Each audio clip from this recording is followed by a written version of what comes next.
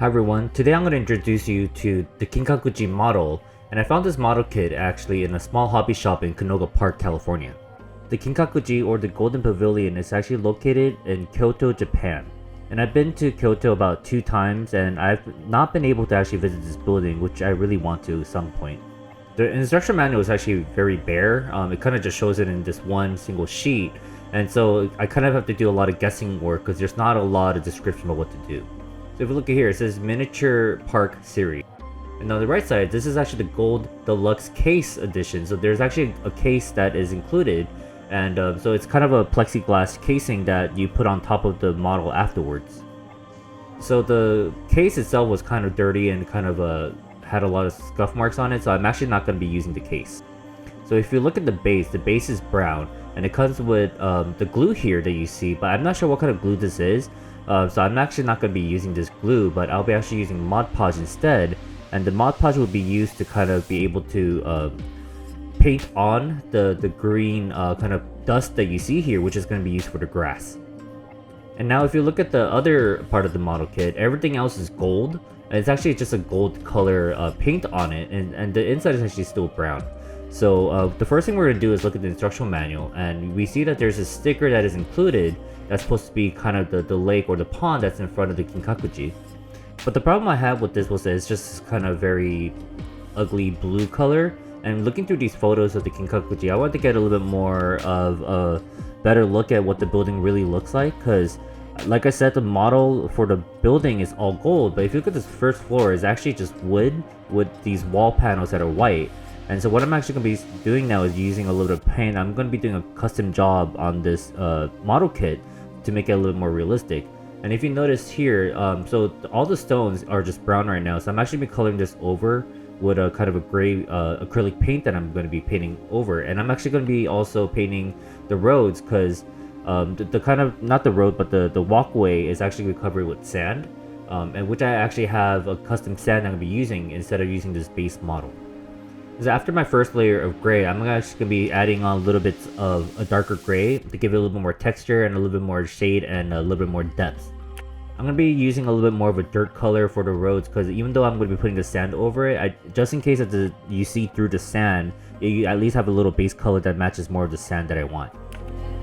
So I decided to do a little bit of a custom paint job on the sticker itself because, as I said, I did not really like how blue the water was because it's really not supposed to look like that. So I just had to give it a little bit more texture and to give it a little bit more of a painted quality to it. And then I'm actually going to be putting like a very clear layer of glue on top of it so that it actually looks a little bit more shiny afterwards. And here's what it looks like so far with just the sticker and a little bit of a paint job. I'm not too worried about the edges right now because I'll actually be adding on some stones and stuff later on to kind of hide the edges. And so if you look at the manual here, the kind of shaded portion is actually the area that you're supposed to be putting in the grass kind of moss. And so what you do is using a thin layer of, I like using Mod Podge or you can use rubber cement. And then once you put a thin layer on, you can just start sprinkling on the grass moss. And I'm actually going to be using a blend. So I'm going to be using the base grass that's coming with the kit. And then I actually had a few extra pieces that I have from different model kits that I've used. And they're kind of different shades of a slightly yellow, a little bit more darker green. So I'm going to give it a little bit more depth and a little bit more color and characteristics to the grass.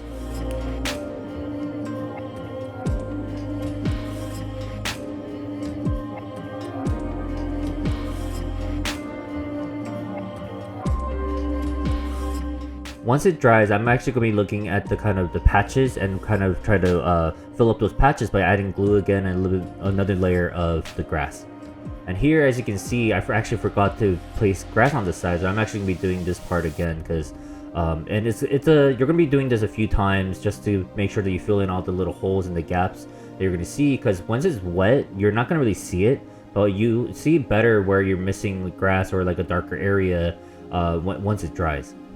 I want to get a little bit more even spray on it, so I'm actually using this Mod Podge spray. I'm actually using this for the first time to see how it works, because all I really want is to add a bit more color here and there. So I'm actually going to be spraying on, and I'm going to use just like a piece of paper to kind of guide or block the areas I do not want it to be glued onto. And then after I got a very thin layer, an even layer of glue on, I'm actually going to be sprinkling on another color. And this one's a little bit more of a slightly yellowish green color that gives you a little bit more of a field look. And before it completely dries, I'm just going to run with a toothpick and kind of just scrape off all the pieces of grass I do not want. And since it's just Mod Podge, it actually does kind of clump up really nicely and you're able to just remove any additional parts. So I'm actually using sand that I bought from a hobby store. This one I actually bought from Michael's. And the nice thing about this is that, because if you just use normal sand, the grains are kind of uneven and it might be a little bit moist too. That might cause a few problems later on. That I want to use just sand that was meant for modeling.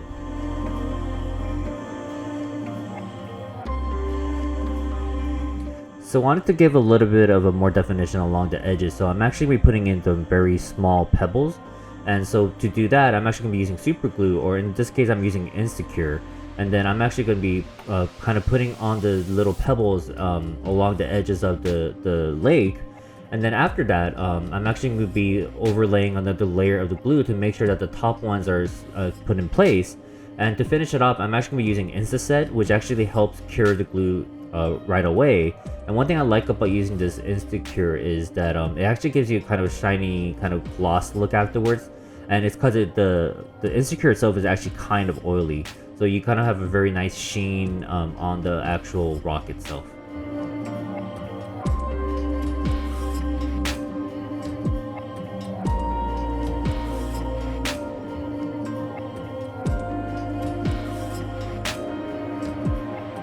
So there are two trees that we need to add on, but if you see here, it's actually two gold pieces.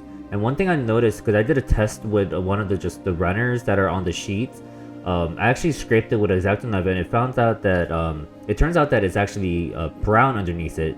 So using a sandpaper, I started just scraping off all the gold finish to reveal the brown edge or the brown finish. And so I'm actually going to be using that so that the wood actually looks like wood instead of like a golden tree. Instead of using the foam tree branches and stuff, I'm actually using this from a different model kit that I was building from. I just had a lot of extra pieces, so I wanted to make the trees look a little better because the foam that they include in the model kit actually did not look great at all. It just looked like triangular green foam pieces, and the green was a little bit too neon color for me. That I want to make it at least have a little bit more better definition for the tree. So I just cut up this kind of clump of green that I had from a different model kit, and then I started gluing it onto the branches.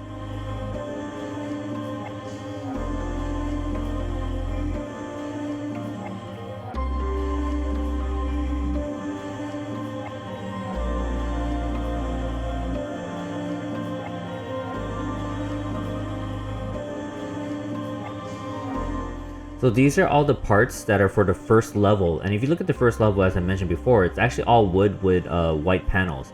And so what I'm actually going to be doing is using this Dremel tool to actually just start sanding off all the gold layer as much as I can, so that it will reveal the brown, so that it actually has that wood finish look at the end.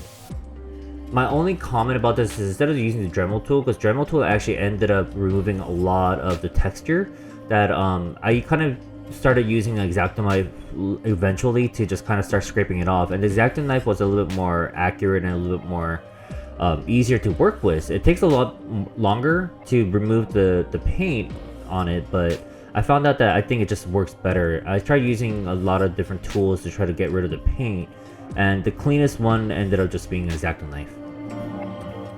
Because I lost some definition, I'm actually using an engraving tool to kind of just insert in some of those engravings in there. It doesn't look that clean, so if we can, maybe next time it's just only use an X-Acto knife. I would actually not recommend using the Dremel tool. So this model kit is very different from a lot of the other plastic model kits I've worked on, where they all snap into place. You actually have to use glue to glue on all the pieces for this model.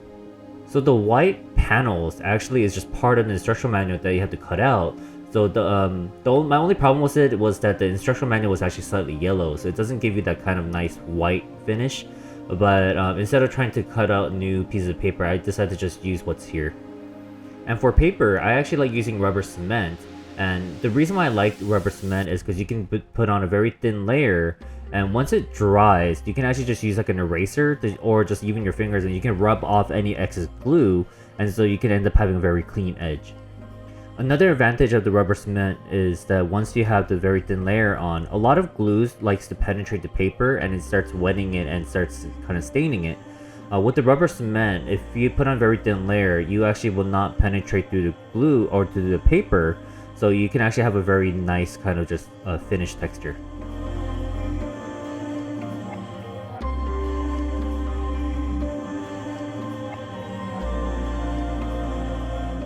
Once all the paper has been added onto the parts, I'm actually going to be gluing on the box together. So you're actually going to be building the walls together into like a box shape.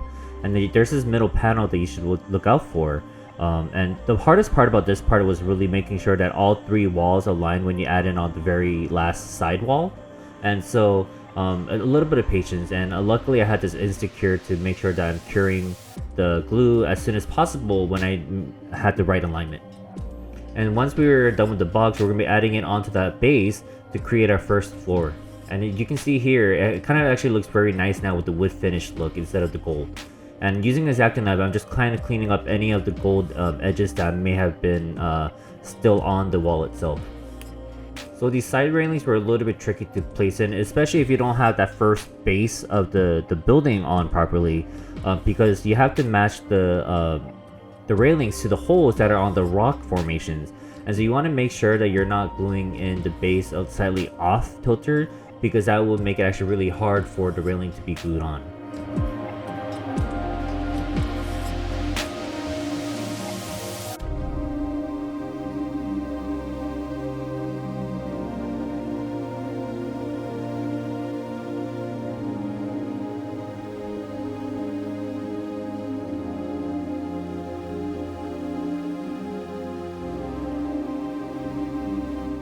And here's the first level with all the railings and the bridge kind of all built in now.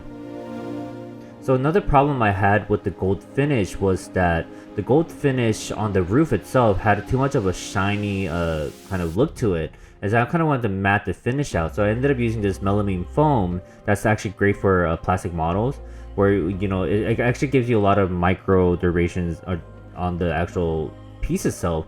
So instead of having a very shiny finish, you're gonna end up having a very nice matted finish.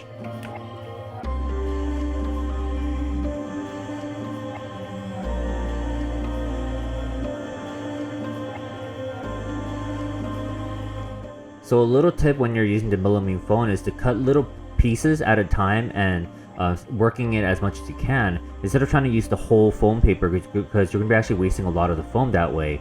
Just kind of cut out as much as you need each time to start giving you the matte finish.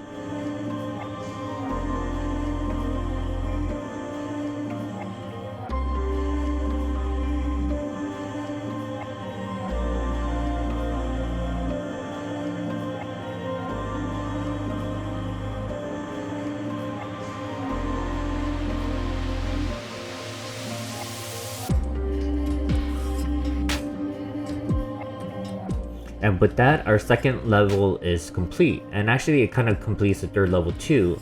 And then we're actually going to be adding on the railings to the second level now. So the way to put on the railing is that if you look at the base of the second level, you're going to find these kind of 3 indentations on each side. That is actually going to help you guide and kind of line up the railing, because the railing will have 3 tabs along the bottom edge that you're supposed to line up to the actual indentations, so that you can actually fit it in place when you're gluing it.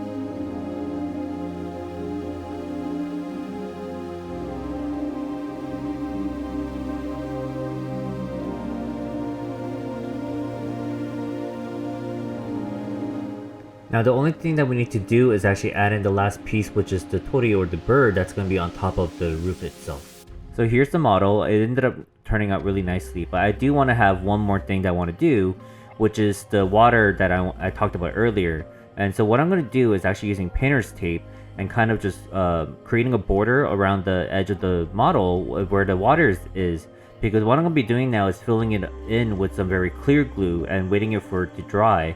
And I want to make sure to have a very tight seal, especially around the corner, so that the glue does not seep out. There are other ways to do it. You can probably do a resin pour, but I wasn't sure if the resin will melt the paint or the plastic, so I actually just wanted to be safe, and I ended up using a clear tacky glue. And I've used tacky glue before for this kind of application, and the one thing to be cautious about is that it takes a very long time for the glue to dry. So using the tacky glue, I'm actually going to start off with the edges and any of the kind of hard to reach corners, and I want to make sure that I fill that all in first, and then I'll start filling into the middle until there's actually no finish or no surface that's actually not glued. Allow about 24 hours for the glue to dry, and it might take longer, so just check it in about a day to make sure that the glue has dried up. If not, give it more time. So I actually wanted to include some impurities on the roof itself, so I ended up using a gold marker. This is a Sharpie gold marker, and I just kind of gave it a little bit of a definition around the roof so that it doesn't look perfect. So here's the final product. You see that the edge came out nicely, and the glue is actually completely dry. And when you touch it, it has a little bit of a squishy feeling to it, so it's not too hard. And I really liked how this came out, especially because this is one of my first plastic models that I've done as a very custom job. So here's the final image. As you can see, it turned out really great. I'm really happy how it turned out. And I hope you enjoyed watching this video. And if you do, please hit that like button. And if you want to see more videos like this or other types of model builds that I do, make sure to hit the subscribe button. And thank you for watching.